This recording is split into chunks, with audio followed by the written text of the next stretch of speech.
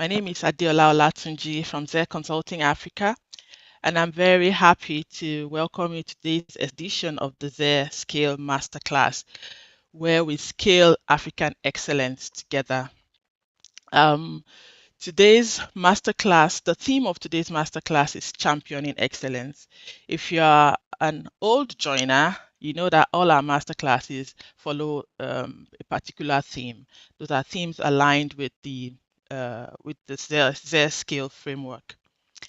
And so today's theme is championing excellence, and I'm your facilitator. Let me run through the agenda of how we'll go today. Welcome. That is what I'm doing now. I'm welcoming all of you new joiners. You're super welcome. Old joiners, thank you for joining us again this afternoon. Thank you for joining us from LinkedIn, from YouTube, for whatever platform you're joining from. Today, like I said, today's theme is championing excellence, and we have an amazing guest that will help us walk through and get all the learnings possible from that theme this afternoon. Why this masterclass? First, ZER Consulting Africa is the host of this masterclass, so maybe it's good for me to talk about ZER Consulting Africa. We are a purpose-driven organization built to move African enterprise forward. We empower, and then with this masterclass, we empower African businesses and leaders. We share knowledge, tools, and frameworks that help upskill African entrepreneurs, ultimately helping to build resilient, scalable organizations. So in a capsule, that's why this masterclass. And then why me? I'm Dr. Adeola Olatunji, as introduced earlier. I'm Senior Advisor on Health at ZER Consulting Africa. I've been a strategy consultant in global businesses across 2 continents for over 10 years. I'm a social impact investor, and I'm an Afro optimist. I think those are the key things I bring to today's topic, to today's theme. And then the SCALE Masterclass. The SCALE Masterclass is from the ZER scale framework. The scale is SCALE. The SCALE framework is an adaptable 5-step roadmap to business transformation, empowering African businesses to turn their vision into reality. So each alphabet in that scale stands for something. S stands for, the 5 pillars. S stands for strategize your vision.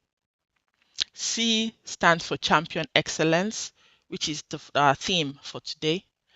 A, accelerate exceptional leadership.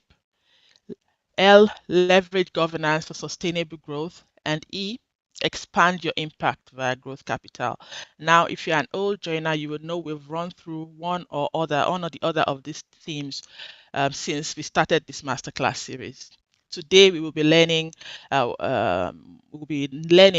About accelerating exceptional leadership. Today we will be focusing on championing excellence. Excuse me. Today we'll be focusing on championing excellence. So now to flow into our guest with whom we'll be learning about championing excellence together as African businesses. She is Mrs. Nike Akerele De-Souza. She's a strategic and organizational leader who works with boards, founders, and CEOs of non-profits, charities, and social enterprises to build high-performing, resilient organizations. I'll introduce her a little bit, and then I'll pass it on to her because I would also like her to introduce herself to us. She has broad experience as CEO and COO, board member, and advisor. She operates at the intersection of strategy and execution, organizational capacity, governance, risk management, and human capital development, focused on helping mission-driven organizations. She's particular about the mission-driven part of the organizations and focused on helping them grow with structure, focus, resilience, and with an eye on long-term sustainability.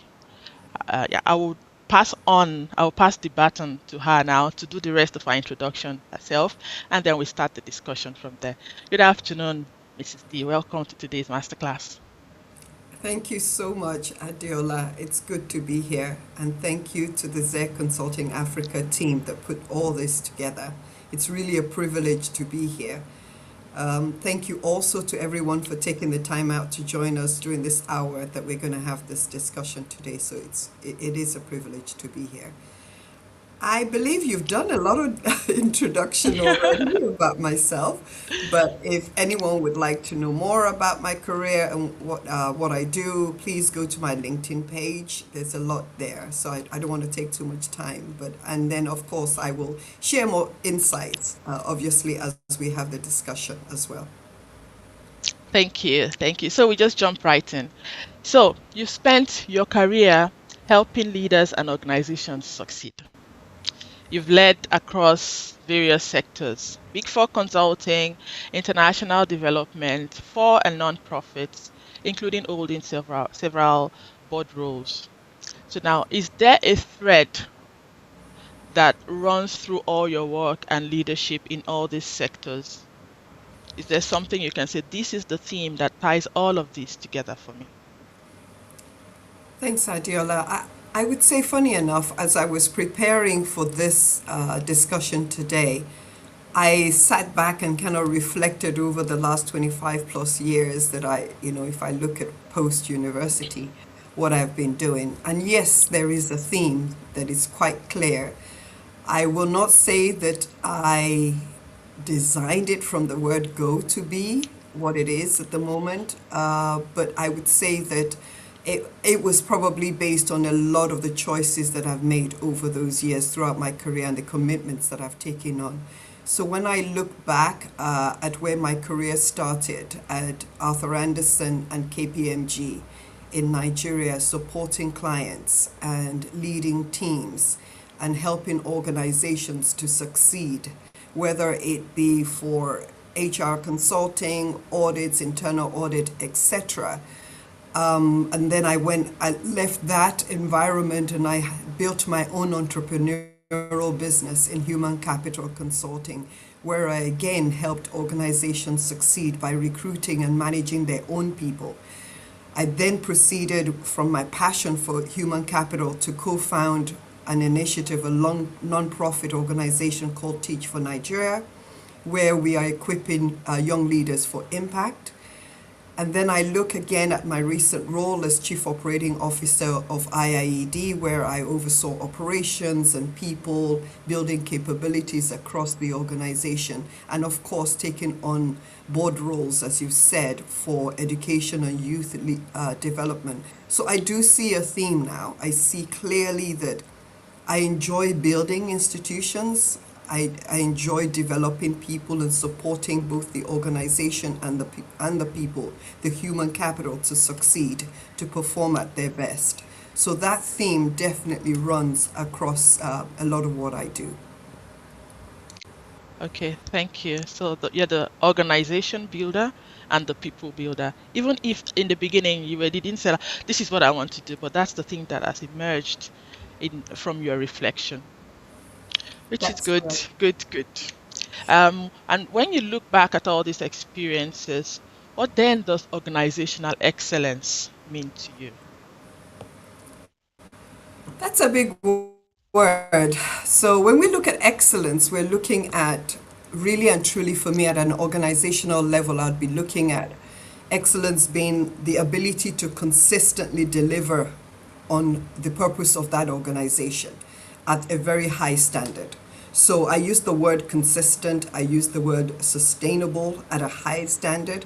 So it means that if you have an excellent organization, you are looking at obviously the people, the culture, the systems, leadership, the resources, and then of course accountability, ensuring that you're producing excellent outcomes consistently.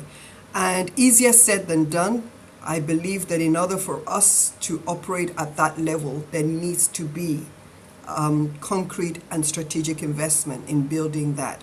So if I give you an example, just a minor example, so if you have, since it's possible that the audience has founders and leaders that are starting social enterprises or leading startups and also trying to scale, you can imagine that us as founders and as leaders, if we're working round the clock, for example, we're working 18 hours a day, we are the problem solver in the organization. Of course, we're producing, we're delivering results, etc. However, when you think about it, actually, when you think about it and you step back, that's not excellence. That's not organizational excellence at that level, because that is not sustainable as a leader.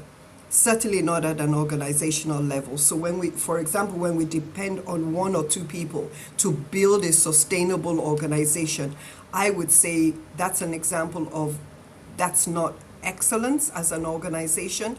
You could see that as excellence at the individual level, but not at the organizational level. So again, it goes back to building the institution to operate at that level of excellence. So that's how I see excellence. Okay, so um, if I what I got from that is individual excellence does not necessarily translate into institutional excellence. And excellence is consistency, high quality delivery, sustainably. I agree. And I think that a question that a test of that excellence, Adiola, could be that if we're good at doing something all the time and everything feels right, the question then you need to ask yourself is, can you still perform at that level when circumstances change? So, for example, if your resources are limited, you have leadership changes, the organization is going through a period of stress. Exact. So can you still continue to maintain that level of excellence despite some of those challenges? That means that you would have invested in those systems and structures and the people that continue to help you to operate at that level of excellence. Uh, Thank you. So excellence is not, it's a team sport. It's not a solo performance. I'm noting that now. Thank you. So then so we've described excellence now in our own terms. Um, do you see would you use the same lens for profits and non-profit organizations? Absolutely. I don't think it's an issue, both for profit and non-profit businesses, even though obviously our focus and our mission is different. One is, as it says, for profit. We're trying to give a return on that investment for profit. And for the non-profit sector, you're really looking at the impact and the outcomes in the communities, etc., that we're intervening in. But we're still running businesses. And I think that a lot of people focus on the fact that we're trying to do good, we are intervening in communities, and so it's our programmatic deliveries. What we're doing in the communities is how we're changing lives, etc., that a lot of focus is on. But to be honest, both of them are businesses. They have operating models, they have business models, they have the same requirements to run a sustainable, viable business at the end of the day. It's just that the mission is very different. So excellence has to cut across both. So you would, yeah. So I'm not exempted from the metrics because I'm running a non-profit. Please cut me some slack. I have resource constraints. I have this constraint. You would say, um, you still need to be able to deliver on your outcomes at a high level consistently, no matter what sector you're working in. There's no doubt in my mind, Adiola, Mm, because we are running a business and everything mm, that you work on still has, even if you're non-profit, I think that's where mindsets need to change. Sometimes people feel that non-profits feel as if you're doing charity work at scale, but that's not really what you're running. You have charities, you have non-profits, you have social mm, enterprises. These are sectors of businesses. It's just that our mission is very different. We're in the communities to have social change, environmental impact, etc. So, but excellence, it has to cut across in everything that we're doing. Excellence in our people management, excellence in our strategy, excellence in our programmatic delivery, excellence in how we manage our stakeholders, etc. So yeah, we're not cutting each other, and it's like now telling you, Adiola, that it can be tough when we have resource constraints. But this is where the planning comes in. And in building that organization, the ability to be able to adapt when some of those challenges come along. Okay. Oh, noted. Thank you. I just wanted to poke at the answer there. So, in your experience now, apart from um, apart from excellence not being a solo endeavor, not being an individual sport, being a team sport, what else separates organizations that, in your view, consistently excel? What separates them from those that don't, from those that, yeah, struggle uh, along the way to excellence? So I think I would say, to be honest, the clear difference is, I mean, you've used the word struggle, is the fact that those that are struggling, obviously, we've assumed that there must be something that is not working well. There's nothing wrong with struggle because we all face challenges, whether as organizations or leaders, as individuals. However, I do believe that organizations that are consistently excellent or aim to be excellent, they are organizations that try to achieve some level of alignment. So they are very clear about their purpose. They know why it is that they exist. They understand their why. What is the purpose of this organization? They build a solid strategy around that purpose and that mission. They obviously then also look at the people component of that strategy execution, the resources. So when you're looking at resources, they align their financial requirements and their people requirements and all the resources that they need to feed into that clear strategy. You have to have a clear strategy. And then obviously do your resource allocation, your resource planning. Then you also build systems that obviously feed into that and enable those resources to be maximized and to be deployed. And of course, then finally, they're able to execute efficiently and effectively. So if you look at that chain, that's where the alignment needs to be. And I think that when people struggle, when organizations struggle, what's happening is that at each one of those stages, they have not built the right, maybe they don't have the right strategy. Maybe even if you have the right strategy, you don't have the right people to execute that strategy. So you're struggling. You don't have the right skills. You don't have the right manpower to do that. So at each one of those stages that I've just described, there probably could be the fact that you haven't adequately invested in those areas to make sure that you are operating successfully. I can, yeah. Thank you. Thank you. That in itself was loaded, and I've just summarized your answers. First, clarity of vision, then alignment of actions. So you have to align your actions with this strategy and with this vision, and then you build systems, and then you enable efficient execution. So I'll give you an example, Adiola. So thank you for summarizing that. So if we're just to take the financial resources aspect of things, because I know we all have to deal with funding issues, especially since we're focused on social enterprises and nonprofits, but also relevant to small businesses as well, obviously, and any organization, is that your financial model has to support your overall model. So when I say financial model, so maybe I would be looking at your funding model. So if you're an organization that has a very clear set of strategies and priorities that you want to deliver on, however, you haven't spent enough time looking at your financial model, how are we going to fund this strategy? Who is going to fund the strategy? When are we going to fund the strategy? What do we need to fund the strategy? That alone is just on the financial side. So being very clear about that. But if you haven't built the right financial model to get that strategy to be executed successfully, of course you're going to struggle. Mm. Thank you. I wanted to do a Gen Z quote there, eh, but I'll leave it till the end.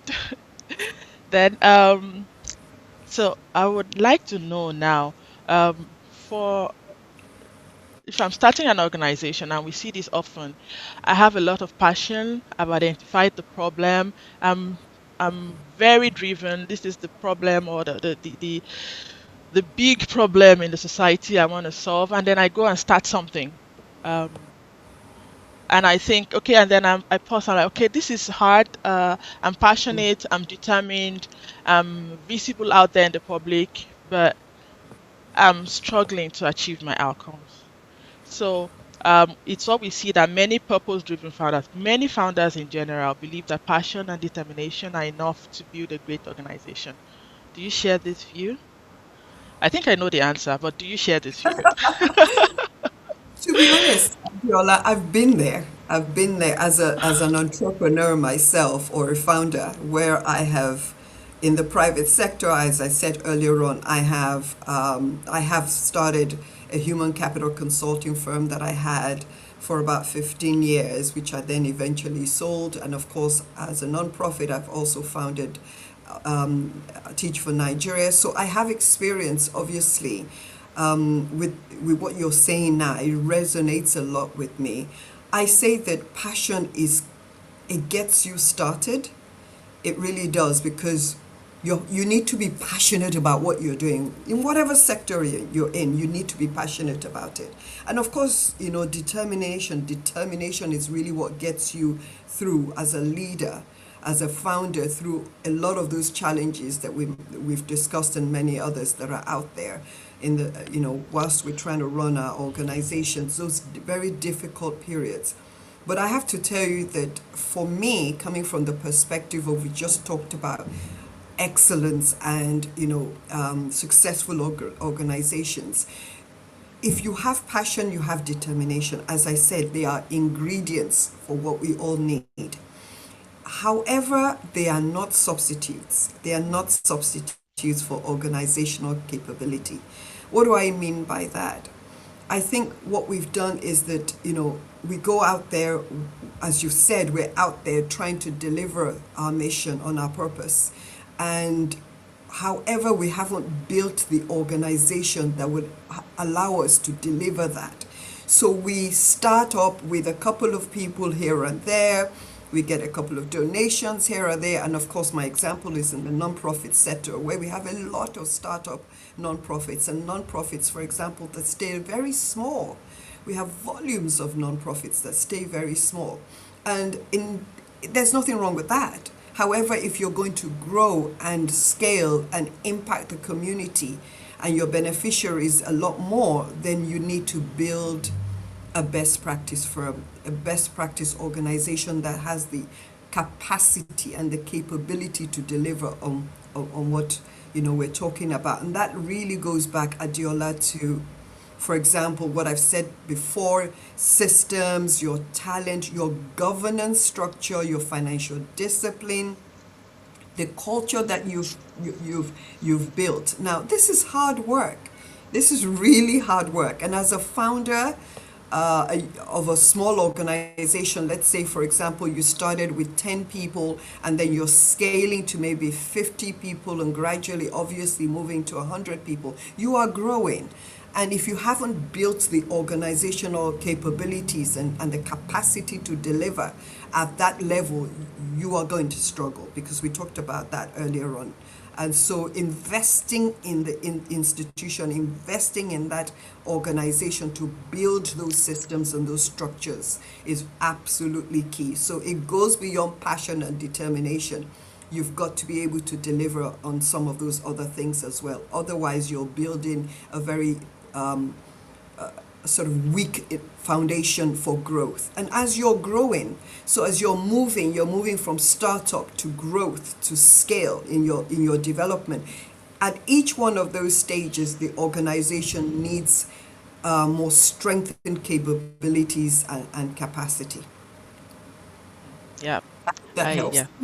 Yes, yes, it helps. I'm totally behind that. And I like that you're sharing from your personal experience too, because it's easy to think that, oh, sometimes these things only happen to people that are not so well known. You founded a non-profit, you founded your own you started a HR company. So you're able to draw from the experience from these two sectors that you self-founded. And I'm sure in the beginning you also had this, as you shared, the passion, the determination, but then you hit the road and realized, okay, I need much more than this. I need much more than this. Let me give you another further example. So let me use an example of Teach for Nigeria, which is quite live at the moment. As a co-founder, we're now 10 years old, and I sit on the board with other co-founders and obviously other board members with a very, very strong governance infrastructure.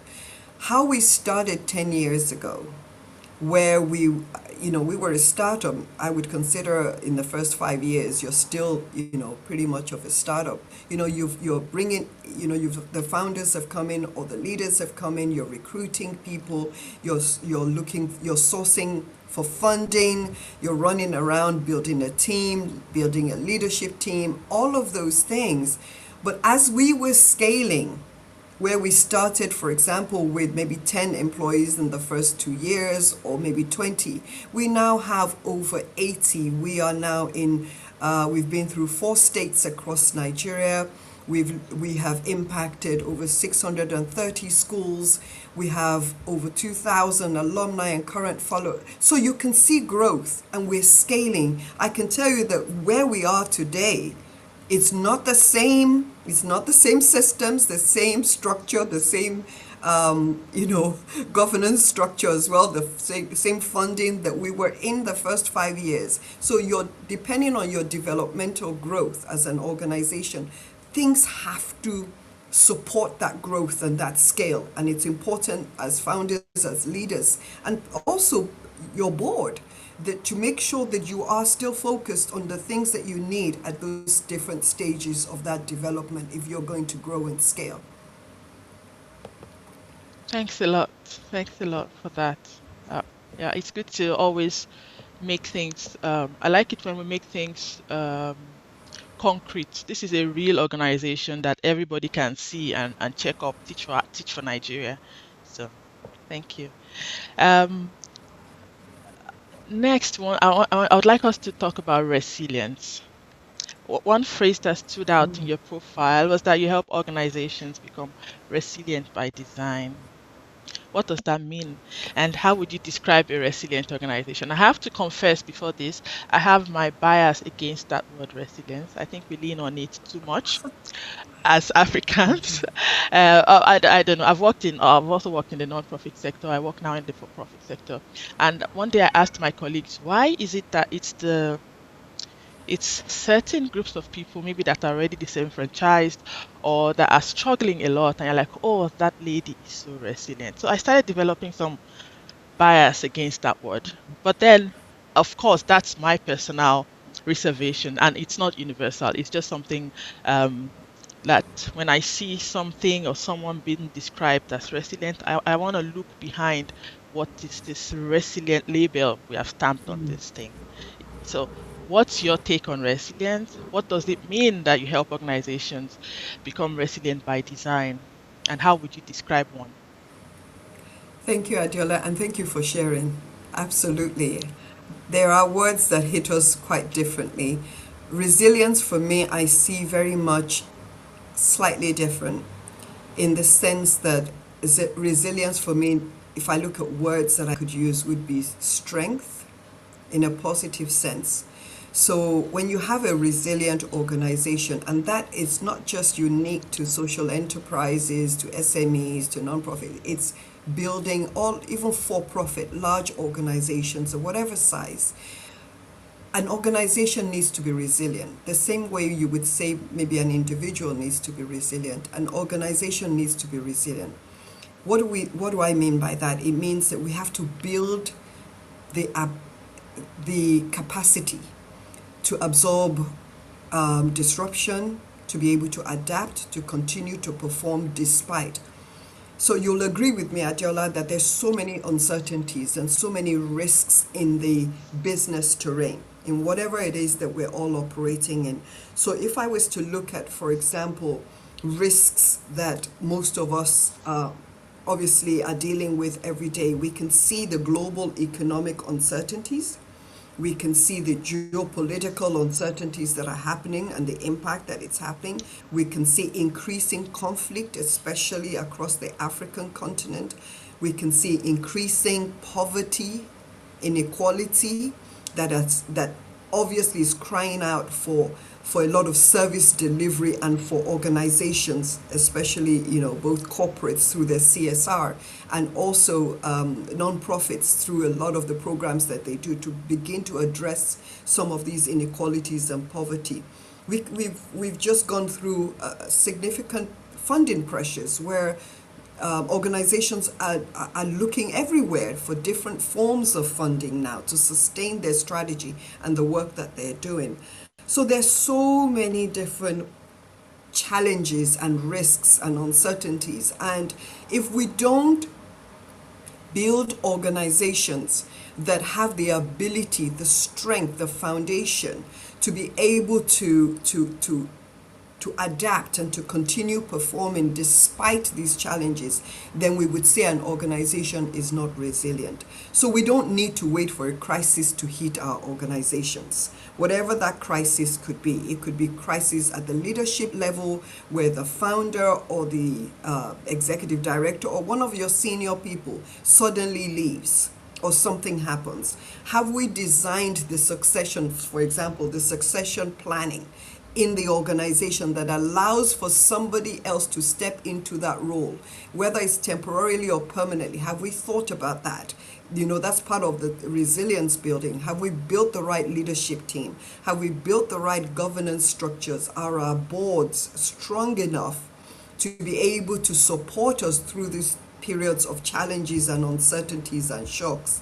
And it's not only just the shocks and the uncertainties, it's also the ability to be able to leverage potential opportunities. There are opportunities opening up all the time. So resilient organizations are built in a way where they can grab those opportunities easily because they're designed that way. And so if it's not intentional, then it means that if we have not built it that way, it means that we're going to be running around in case there's a crisis to then begin to solve that problem. So let me give you an example. Funding crisis in the nonprofit sector, for example, where we know what happened to the USAID funding shortage. We know what's happened to obviously government budgets reducing especially across the African continent. So if you're working in the health space, the education space, and different other sectors, we know the challenges of just getting funding to support a lot of the initiatives and the programs that we're all trying to deliver on. And so, for example, with that funding crisis, if that organization has not already, before the crisis hit, started thinking about diversifying their funding, their revenue source to other types of sources. So if you're heavily reliant on maybe one particular grantor, funder, who has been funding you for the last 5 years, who gives you over 50% of your funding, if that funder decides that they are no longer funding you for whatever reason, right? What then happens to your organization? That's an example of not building a resilient organization. So both leadership and the board need to make sure that they've done a lot of planning in advance and begin to diversify that revenue stream for that organization so that in case a crisis hits, what then kicks in from there, or what have they done? That means the impact on the organization is minimized at the end of the day. Thank you. With your response, I think I'm able to reduce my sentiments towards that word, because I gather from you resilience is about capacity optimization. It's about preparedness, adaptability. And you said this phrase at the beginning. It's about the capacity to continue to perform despite. I'll keep that one. I think it's because resilience, I associated it previously a lot with disaster recovery. And so my question was always why is this I just didn't like the association, to put it that way. It just felt like is somehow related to my next question. Is there a line between being a resilient organization and so like I'm resilient, I'm building, I'm prepared for I'm building my preparedness for risks, for shocks. Is there a line between that and being one constantly firefighting or constantly bracing for shocks? Like I want to be resilient, so let's say I'm keeping so much money in the bank, but then some things, organization growth can suffer from that, for example. What's the line? Is there a line for you there? How would you say, this organization, yes, you are being prepared, you are building resilience, and no, this organization, you are just being a bit, I don't know. Yeah. Yeah, yeah. It's interesting. I think what happens most often is firefighting for me is reactive. It's one of survival, right? You're running here and there, trying to react to whatever that opportunity. Actually, it could be negative or positive and whatever. So you could be firefighting to grab an opportunity but not be ready for the opportunity, which is what I said earlier, because you don't have the right people, systems, structures to actually take on that opportunity. You could be firefighting reactively because somebody has taken your funding, or maybe you've lost your key staff members. So, for example, not only maybe all of a sudden you've lost your CEO, you've lost your major founder, you've lost your major funder. Those for me would be an organization reacting, firefighting, and looking for a way to then deliver on that. But resilience, which is what I said earlier on, is very much focused around proactivity. You're designing that organization to be resilient. The same way, if I can use this analogy, is as an individual, as a person, how resilient are we? So, in other words, how are we building ourselves up so that when opportunities come or when issues happen, are we able to adapt? Are we able to take, be flexible and things like that? So flexibility, adaptability is very, very important in resilience. And the bigger an organization is, it you know we it tends to feel as if we're not as flexible and adaptive. But we've got to design organizations now to be able to be flexible enough to take opportunities that are coming.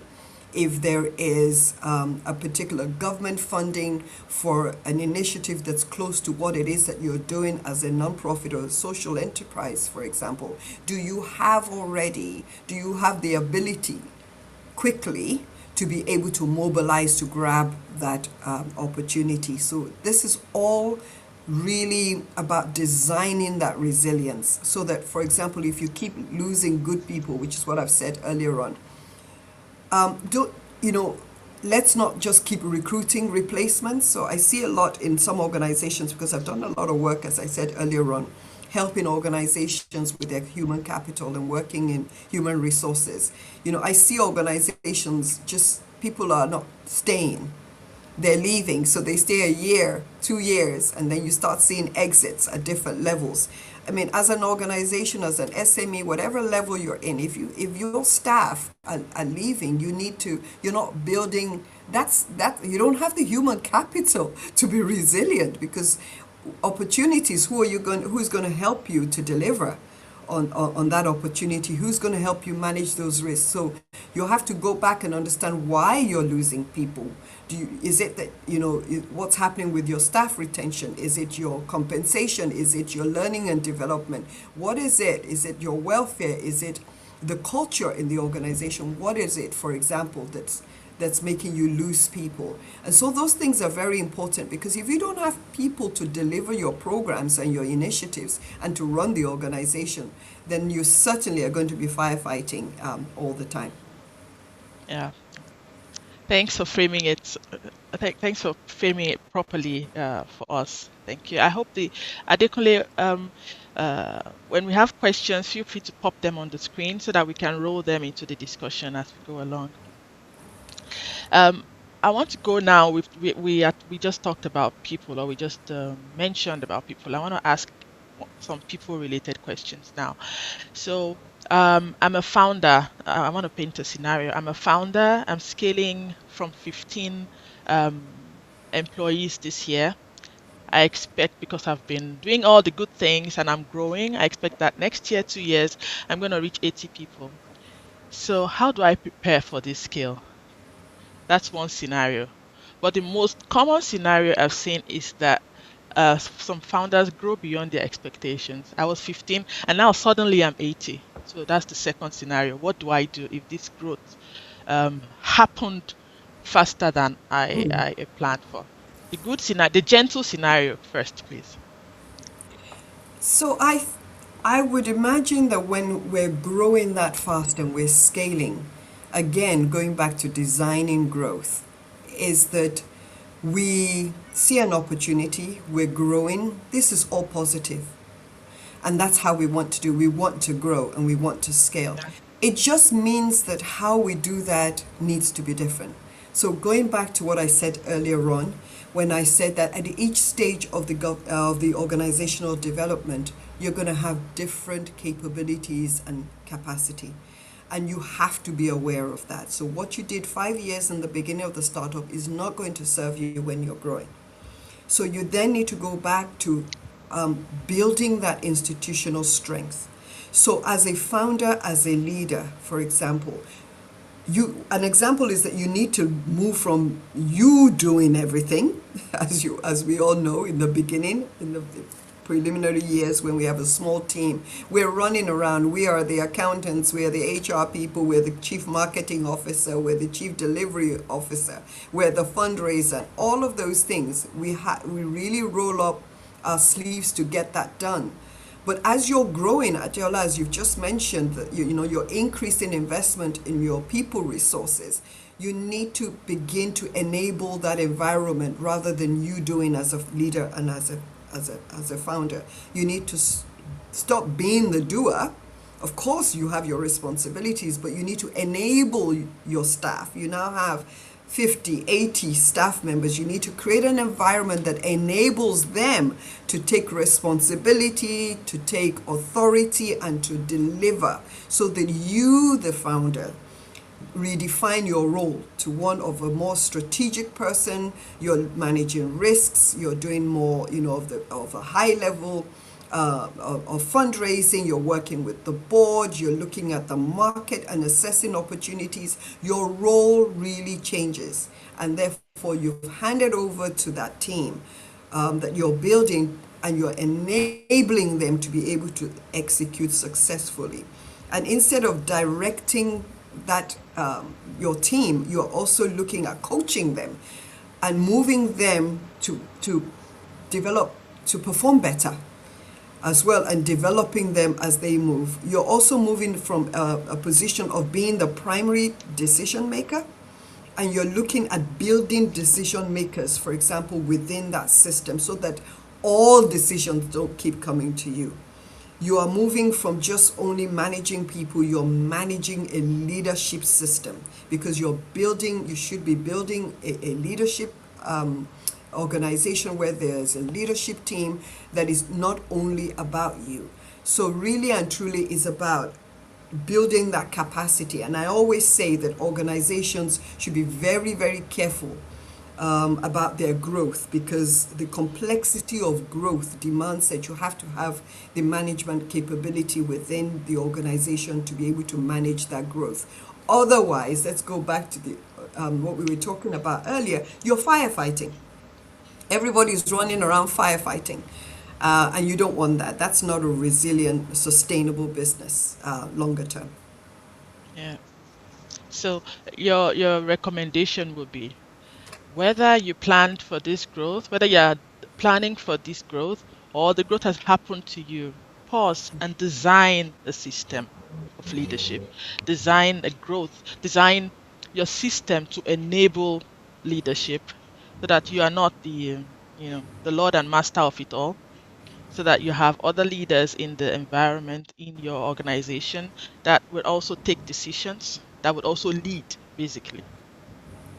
Yeah, I mean, at the same time, I also want to add to the point that you don't need to wait to start Mm. designing. So your designing is something that you do on a day-to-day Anticipate, basis. yeah. Hmm. These are decisions that you're taking all the time in designing a resilient and excellent organization. So there's no start and there's no stop. It's a conscious journey every day as a founder, as a leader, as a board member to be building an institution at this level so that it doesn't all, nothing comes to you as a surprise. It's not a crisis mode, etc. And you do find out that organizations that find themselves in a crisis or firefighting have a gap somewhere that they have overlooked or they have not invested enough in strengthening over the period of time. So as I said again, from your startup to your growth to your scale stages, you are into your maturity phase.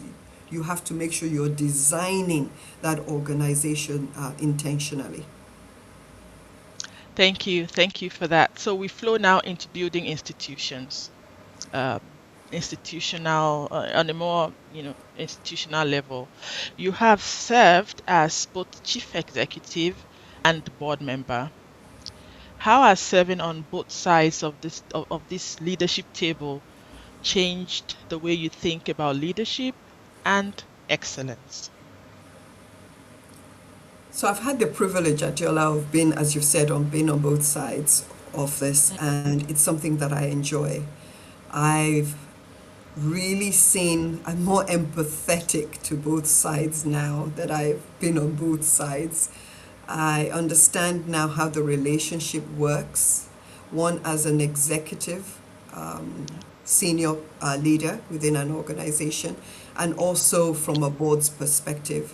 And as we know, boards should not be running an organization. It is not the role of a board to run an organization. They are responsible for oversight, for strategy, for accountability, and to support as well, and risk management. Their own mandate is very, very clear.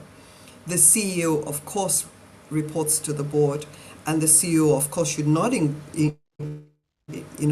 the role of the board. Each both the board and the CEO have their different mandates, and as you know, it's the board that delegates the authority to the CEO, and the CEO reports into the board, and the leadership team then supports the CEO in the execution of their mandates, etc. So I would say, being on both sides, that relationship works best when there is trust, there is clarity. What are we doing? Who is doing what? And why are we doing what we're doing? And then, of course, there's constructive challenge. You don't want a relationship between the CEO and the board where there is no challenge. Even board members need to obviously constructively challenge themselves, challenge the leadership team as well. So I see governance as being very, very key. It's a key responsibility both at the board level and as the CEO. But I must say I've enjoyed being on both sides as well. Yeah, I wanted to ask what side of the table have you enjoyed the most?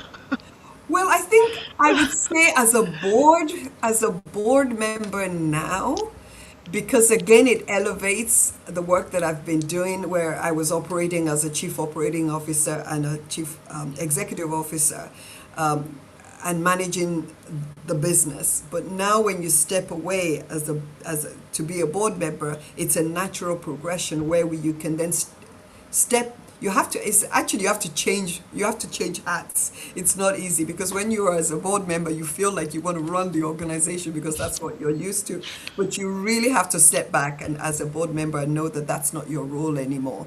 But I must say I enjoy both. Cool, cool. Yeah, so we're nearing the end of this very enlightening session, I must say. And I have three questions for you, rapid fire questions. The first one is, um, tell us something about leadership on which you've changed your mind recently. Ooh, okay. I would say is the extent of learning. As a leader, as I said, I use myself as an example, and I see it a lot in my colleagues and other leaders that I interact with, and board members and CEOs, is that learning never stops. It's very important that we keep learning. And that's the change for me, is the fact that even though we have years of experience and skills that we bring to the table, it's very important that we have a mindset of learning, because the landscape is changing every day. It's like being back in the classroom, learning from your team members, paying attention, listening to your key stakeholders. This is very key, because that's where you're going to learn. And your role as a leader increasingly in this world is to facilitate that learning experience for everybody else, and make sure that you're all learning together so that you can come up with the best solutions. So for me, I think that's what keeps coming to me all the time now. Okay, good. Learning, keep learning. Audience, LinkedIn. I know LinkedIn is a very good learning resource, and YouTube also. So you're hearing now. Next question is, one practice every board should never neglect is what? What's that one practice that every board should never neglect? I would say continually focus on the why. Why are we doing what we're doing as board members? Because sometimes what happens is that an organization can be running, trying to deliver on its strategy, doing multiple things. The board needs to make sure that because they have oversight of the strategy of an organization, is to make sure that they're constantly focused on the why, and to assess if that organization is still delivering on its mission and its purpose, so that we're not going off tangent doing other things that we shouldn't be doing, and investing in the wrong things. Okay, good. And then the last rapid fire question is, the best organizations are those that what? What's that? How would you fill that gap? I would say that are resilient.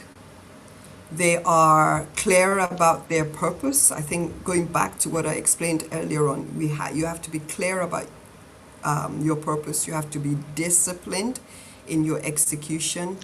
And going back to what I just said, you have to be really obsessed about learning all the time, because that's where you then become very innovative and solve problems.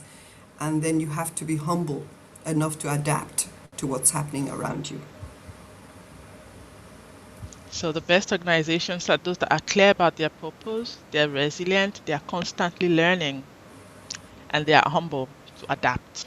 And they're disciplined in their execution. Yes. As you might notice, I'm taking lots of notes. My notes are covered.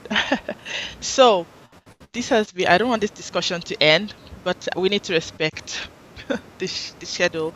I want to thank you very much for coming to share your wealth of knowledge with us on this masterclass, with us at ZER and with our audience across all the platforms. This has been super useful to me. I've learned a lot. I've learned a lot for myself, and also a lot that I would incorporate into my work, especially helping me open my mind on that topic of resilience. I would be less. That was really helpful the way you framed it. It's about preparedness, and it's also something. Um, Let me say it helped me change my focus of it from crisis mode or crisis response and stuff like that to more adaptability, designing for success. So thanks a lot for that. I trust our audience took various lessons here and there. And I would like to tell you, thank you very much. Thank you. And we look forward to keeping the connection with you and with your organization on LinkedIn and, yeah, on all the platforms where you're active. Thank you, Mrs. D. Thank you very much, Adiola, and thank you so much, everyone, for spending the last hour with us. And I hope I've been able to add some value. Thank you. Yeah. So now, yes, it's been a very engaging hour. I hope you have learned as much as I do. Bringing us back to the SCALE framework. Recall today's theme was championing excellence. Um, the SCALE framework, the five elements are interconnected. No pillar is standing alone. And because you are thinking of one pillar, for example, strategize your vision, does not mean that you don't have gaps or you cannot work on other elements of the framework. So we invite you, if you scan your screen, there's this QR code where you can take this scorecard to assess your organization's strengths and gaps and then start to think where to take correct action to close the gaps you've identified. We also invite you to get the book in which this scale framework is embedded and expanded on. That's the Afro Optimism Unleashed book by Adeolu Adewumi ZER, the founder of ZER Consulting Africa. Um, the book Afro Optimism Unleashed offers case studies and tools to help you explore each pillar of this framework more in depth. We invite you to bookmark and save the date for the next masterclass, which will be on the 15th of September. We would like to stay in touch with you across all the platforms: LinkedIn, YouTube, Instagram. Engage with us, send questions, watch this masterclass and previous masterclasses. There's always something to learn, something to take away from these masterclasses. You can also reach out directly to us on via our website. If you drop a question, one of our team will be in touch with you with responses to how ZER can support your growth as a company. So thank you very much. And we are happy to have you on this session. We look forward to having you at the next masterclass. Thank you.